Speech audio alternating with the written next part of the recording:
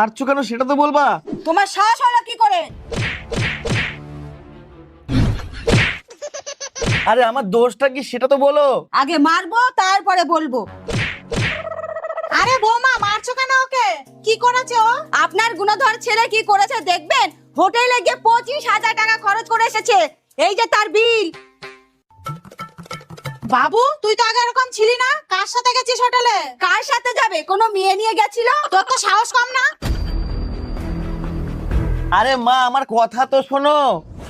এ কি তোমরা ওকে মারছো কেন? তোমার গুণধর ভাই হোটেলে গিয়ে 25,000 টাকা বিল করে এসেছে। এই যে তার বিল। আরে অশিক্ষিত দল, ছাড়ো ছাড়ো বলছি। এটা লাইটের বিল, আর 25,000 টাকা না, 2,500 টাকা। কোথা থেকে যে আসে কে জানে। हमको मारो, हमको जिंदा मत छोड़ो सालो।